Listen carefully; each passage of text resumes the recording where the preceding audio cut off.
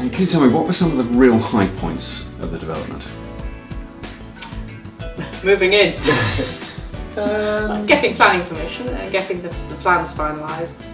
I mean, I actually enjoyed the design process. I love looking at plans. I can spend hours. But what was interesting in this one was we started off with a house that we were simply remodelling.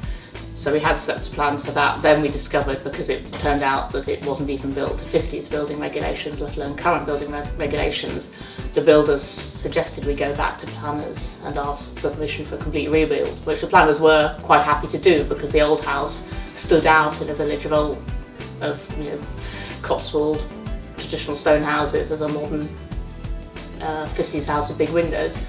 So they were quite happy, but there were features about the original plans that they didn't like, and the more we thought about it, the more we realised that we were going with constraints that no longer existed. Were there any real challenges or pitfalls that you came across in the build?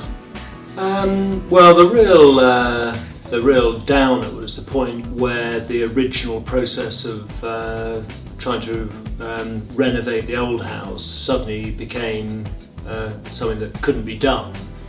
And we were stuck in a gap between we couldn't really go back and do that, and were we going to get planning permission to knock it down and start again. We had a great team of builders. We'd used them before on a previous house, and we knew that they were just really conscientious and were determined to do a good job.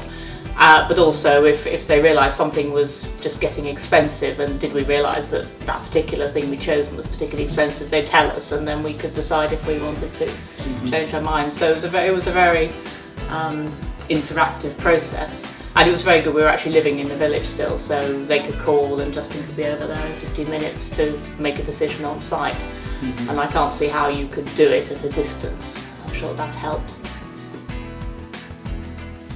Can I ask you, do you have a favourite part of the house now that you're safely, happily installed? What's a part of the house you really enjoy spending time in?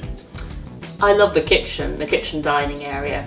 Having been out of a decent kitchen for a few years during this process, it's such fun to have a big kitchen again and start cooking. And it's a very cosy place to sit with friends as well.